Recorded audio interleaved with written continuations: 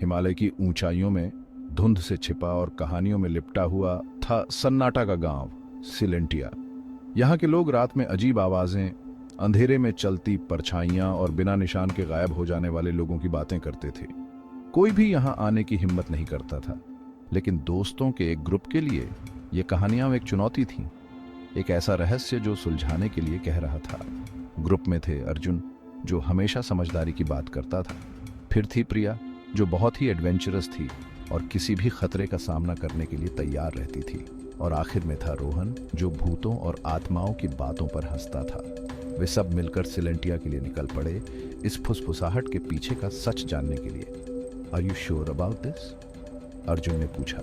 उसकी आवाज तेज हवा में मुश्किल से सुनाई दे रही थी।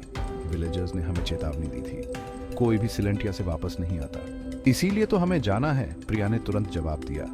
उसकी आंखों में उत्साह चमक रहा था।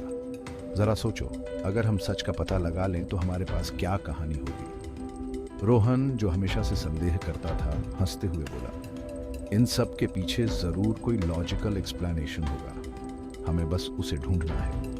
और इस तरह डर और उत्साह के मिश्रण के साथ उन्होंने अनजान रास्तों पर कदम रखा। उनके कदमों की गूंज पहाड़ों की शांति में गूंज रही थी। उनकी हंसी सिलेंटिया की भूखी खामोशी में समा गई। सफर बहुत कठिन था। पहाड़ों का संकरा रास्ता बहुत ही खतरनाक था, जो घने जंगलों और तेज धाराओं के बीच से होकर गुजरता था। जैसे जैसे वे ऊपर चढ़ते गए, हवा ठंडी होती गई, सन्नाटा गहरा होता गया। सूरज डूबने लगा और लंबी डरावनी परछाइयां आगे के रास्ते पर नाचने लगी। Did you here that? Rohan ने अचानक पूछा। उसकी आवाज डर के मारे भारी हो गई थी। जंगल में एक धीमी गुर्राहट गूंजी थी, जिससे उनकी रीढ़ की हड्डी में कंपी दौड़ गई। शायद कोई जंगली जानवर होगा, अर्जुन ने शांत होने की कोशिश करते हुए कहा। लेकिन वह खुद भी उस बेचैनी की भावना को नहीं भूला पाया जो उन पर छा गई थी। जैसे ही अंधेरा पहाड़ों पर छा गया, वे सिलेंटिया के बाहरी इलाके में पहुंचे। गांव में भयानक सन्नाटा छाया हुआ था। घर सूने पड़े थे। उनकी खिड़कियां खाली आंखों की तरह अंधेरे में देख रही थी। हवा के झोंके से एक झूला हिल रहा था, जिसकी आवाज उस सन्नाटे में एक दर्द भरी आवाज की तरह थी। ये रही वो जगह, प्रिया फुसफुसाई। उसकी आवाज उनकी अपनी सांसों की आवाज से मुश्किल से सुनाई दे रही थी। ये है सिलेंटिया। ऐसा लग रहा था जैसे गांव ने अपनी सांस रोक रखी हो, उनका इंतजार कर रहा हो। हवा में एक अजीब सी खामोशी थी, एक ऐसी खामोशी जो अनदेखी ऊर्जा से गूंज रही थी। वे सावधानी से गांव में दाखिल हुए। उनके कदमों की आवाज सुनसान सड़कों पर गूंज रही थी। घर पत्थरों के बने थे, जिनकी दीवारें समय के साथ टूट रही थी। दरवाजे खुले हुए थे, जिनके अंदर धूल जमी हुई थी।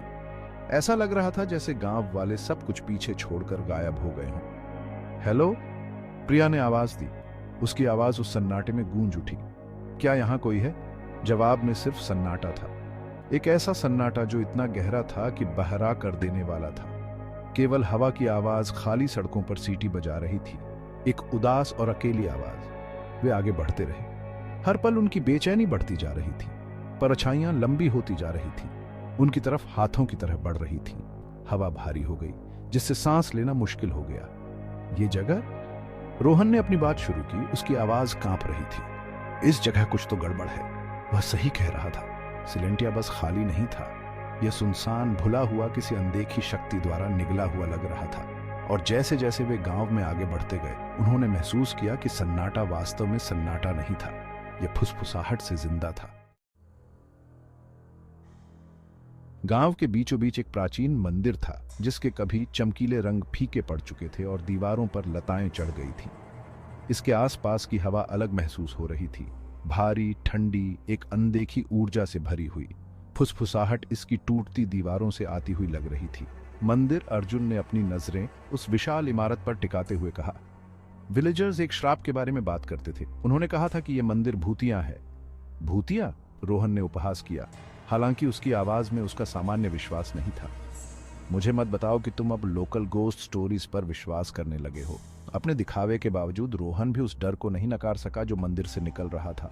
ऐसा लग रहा था जैसे पत्थर खुद भूली हुई भयावहता, प्राचीन रस्मों और एक ऐसे अंधेरे की कहानियां सुना रहे हों जो मरने से इनकार करता है। हमें यहां से चले जाना चाहिए, अर्जुन ने कहा। उसकी आवाज धीमी और आग्रह भरी थी। ये जगह मुझे सही नहीं लग रही। लेकिन प्रिया, जिसकी जिज्ञासा उसके डर पर हावी हो रही थी, पहले ही मंदिर की ओर बढ़ रही थी। हम यहां तक आ ही गए हैं, उसने कहा। उसकी आवाज एक अजीब से दृढ़ संकल्प से भरी हुई थी। हम अब पीछे नहीं हट सकते। और इस तरह एक अनदेखी शक्ति द्वारा खींचे गए वे मंदिर की दहलीज पार करके अंदर चले गए। डूबते सूरज की मरती हुई रोशनी से एक ऐसे अभेद्य अंधेरे में कदम रखा जो उन्हें कफन की तरह लिपट गया।